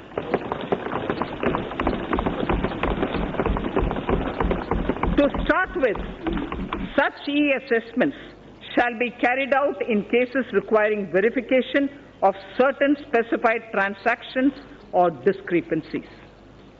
Cases selected for scrutiny shall be allocated to assessment units in a random manner, and notices shall be issued electronically only by a central cell without disclosing the name, designation or location of the assessing officer.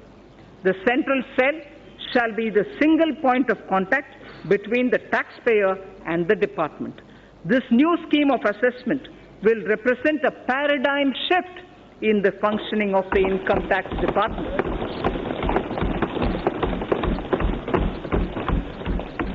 So on digital payments, our government has taken a number of initiatives in the recent past for the promotion of digital payments and less cash economy. To promote digital payments further, I propose to take a slew of measures to discourage the practice of making business payments in cash. To discourage the practice of making business payments in cash, I propose to levy TDS, tax deduction at source, of 2% on cash withdrawal exceeding 1 crore in a year from a bank account. I'll repeat this. To discourage the practice of making business payments in cash, I propose to levy TDS, of 2% on cash withdrawal exceeding 1 crore in a year from a bank account. Further, there are low-cost digital modes of payment such as Beam UPI, UPI QR code, Aadhaar Pay, certain debit cards, NEFT, RTGS, etc., which can be used to promote less cash economy. I therefore propose that the business establishments with annual turnover of more than 50 crores shall offer such low-cost digital modes of payment to their customers, and no charges or merchant discount rates shall be imposed on customers as well as the merchants. No charges or merchant discount rates shall be imposed on customers as well as the merchants. RBI and banks will absorb these costs from the savings that will accrue to them on account of handling less cash as people move to these digital modes of payment. Necessary amendments are being made in the Income Tax Act and the Payments and Settlement System Act of 2007 to give effect to these provisions. So now about the revenue mobilization. I'm sure it's equally concerning for all of us. Mr. Speaker, sir, as I have started earlier, we have taken several measures in the past to alleviate the tax burden on small and medium income earners, as those having annual income up to 5 lakhs are not required to pay any income tax. We are thankful to the taxpayers who play a major role in nation building by paying their taxes. However, in view of the rising income levels, those in the highest income brackets need to contribute more to the nation's development. I therefore propose to enhance the surcharge on individuals having taxable income from 2 crore to 5 crores and 5 crore and above, so that effective tax rates for these two categories will increase by around 3% and 7% respectively. So the other measures, I also propose to simplify the tax law to reduce genuine hardships being caused to taxpayers, which include enhancing threshold of tax for launching prosecution for non-filing of returns and exempting appropriate class of persons from the anti-abuse provision of Section 50CA and Section 56 of the Income Tax Act. So the indirect taxes. Now coming to indirect taxes, sir. We are aware that the landscape has changed significantly with the implementation of the GST. In every sense, this has been a monumental reform. In every sense, this has been a monumental reform, center and states coming together and agreeing to pool in their sovereign power of taxation for common good of the country was unprecedented. 17 taxes and 13 cesses became one tax. Multitude of rates instantly became 4. Almost all commodities saw rate reduction. Tens of returns were replaced by just one. Taxpayers' interface with tax departments got reduced. Border checks got reduced and eliminated in many cases. Goods started moving freely across states, which saved time and energy. A truck started doing two trips in the same time in which it was doing one. Thus, dream of one nation, one tax, one market was realized. The GST Council deserves all the credit for this. Sir, in the initial phase, GST witnessed certain teething problems. This was natural considering the scale of the reform. However, the Council, the Centre and the states proactively worked to resolve these issues. GST rates have also been reduced significantly, where relief of about 92,000 crores per year has been given. We should not lose sight of this fact when judging the performance of the GST. The details are given in the annexure. We are further simplifying the GST processes. A simplified single monthly return is being rolled out. Taxpayer having annual turnover of less than 5 crore shall file only quarterly returns. Free accounting software for return preparation has been made available to small businesses. A fully automated GST refund module shall be implemented. Multiple tax ledgers for a taxpayer shall be replaced by just one. It's also proposed to move an electronic invoice system wherein invoice details will be captured in a central system at the time of issuance.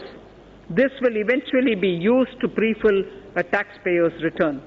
There will be no need for a separate e-way bill. Its rollout would begin from January 2020. Electronic invoice system will significantly reduce the compliance burden.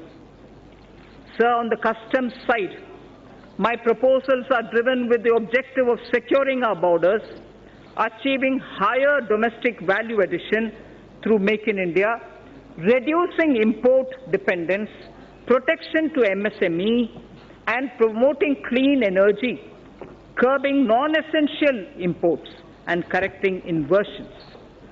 Defense has an immediate requirement of modernization and upgradation. This is a national priority. For this purpose, import of defense equipment that are not being manufactured in India are being exempted from the basic customs duty. Make in India is a cherished goal. In order to provide domestic industry a level playing field, basic customs duty is being increased on items such as cashew kernels, PVC, vinyl flooring, tiles, metal fittings, mountings for furniture, auto parts, certain kinds of synthetic rubber, marble slabs, optical fiber cable, CCTV camera, IP camera, digital and network video recorders, and so on. Also, exemptions from customs duty on certain electronic items which are now being manufactured in India are being withdrawn. Further, end-use based exemptions on palm stearin, fatty oils, and exemptions to various kinds of papers are also being withdrawn. To encourage domestic publishing and printing industry, 5% customs duty is being imposed on imported books. To further promote domestic manufacturing, customs duty reductions are being proposed on certain raw materials and capital goods. These include certain inputs of CRGO sheets, amorphous alloy ribbon, ethylene dichloride, propylene oxide, cobalt matte, naphtha, wool fibers, inputs for manufacture of artificial kidney and disposable sterilized dialyzer, and fuels for nuclear power plants. To further incentivize e-mobility, customs duty is being exempted on certain parts of electric vehicles. Customs duty is also being exempted on capital goods required for manufacture of specified electronic goods. So the export duty is being rationalized on raw and finished leather to provide relief to this sector. Crude prices have softened from their highs. This gives me room to review excise duty and cess on petrol and diesel. I propose to increase special additional excise duty and road and infrastructure cess, each one by 1 rupee a litre on petrol and diesel. It is also proposed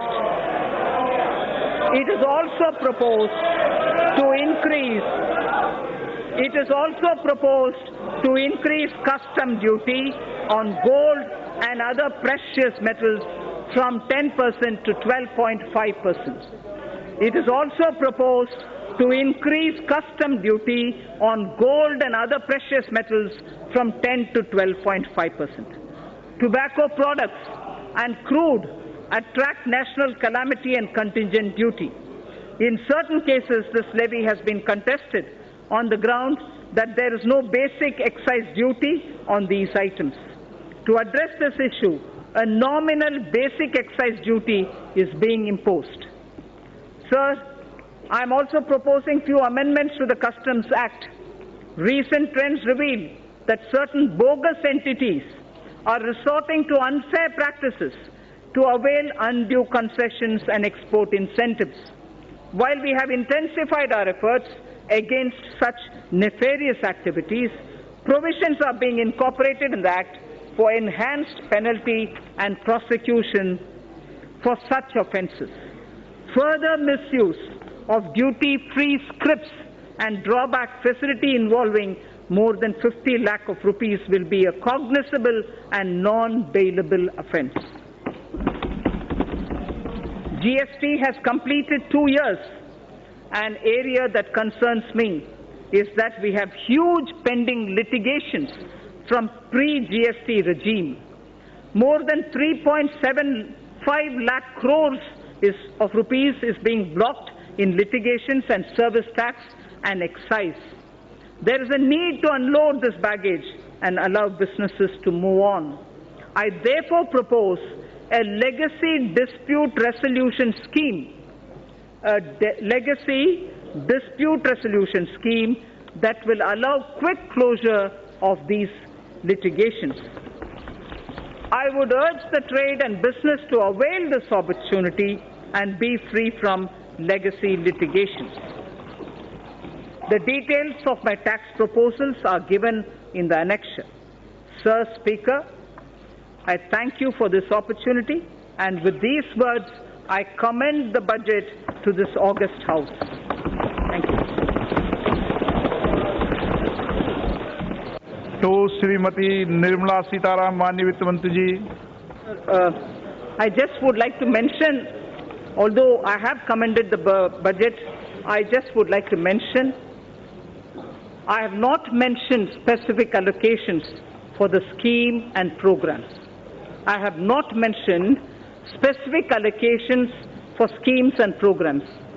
All these details are available in the budget documents as much as my speech's annexure.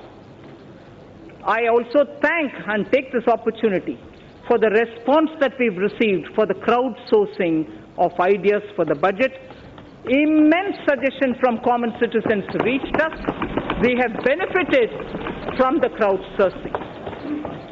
The one last mention, which is more for the curiosity's sake, the fiscal deficit.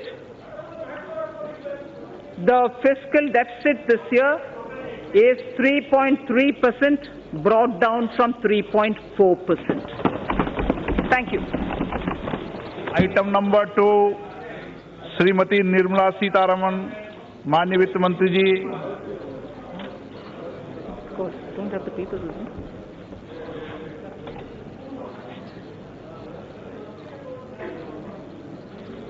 Sir, with your permission, I rise to lay on the table the statements regarding medium-term fiscal policy, fiscal policy statement, and the macroeconomic framework statement under Section 3, Subsection 1 of the Fiscal Responsibility and Budget Management FRBM Act 2003. Item number 3. Sir, with your permission again, I rise to move for leave to introduce the Finance number 2 Bill 2019. प्रश्न ये है कि वित्त विधेयक को पुनर्स्थापित करने की अनुमति प्रदान की जाए। जो सदस्य इसके पक्ष में हाँ कहें, जो सदस्य इसके विरोध में ना कहें, मेरे विचार में निर्णय हाँ वालों के पक्ष में हुआ है, हाँ वालों के पक्ष हुआ है, अनुमति प्रदान की जाती है। माननीय मंत्री जी, अब विधेयक को पुनर्स्थापित करें। Sir, I now introduce the bill. माननीय सदस्यों, मैं इस सभा की ओर से देश की पहली पूर्णकालिक महिला वित्त मंत्री जी को बजट पेश करने के लिए बहुत बहुत बधाई देता हूं। और मैं सभी माननीय सदस्यों को भी 2 घंटे 15 मिनट तक आपने जिस शांतिपूर्ण ढंग से सरकार के पहले बजट को सुना, उसके लिए भी आपको बहुत बहुत बधाई देता हूं। सभा की कार्रवाई सोमवार दिनांक 8 जुलाई 2019 को सुबह 11 बजे तक के लिए स्थगित की जाती है।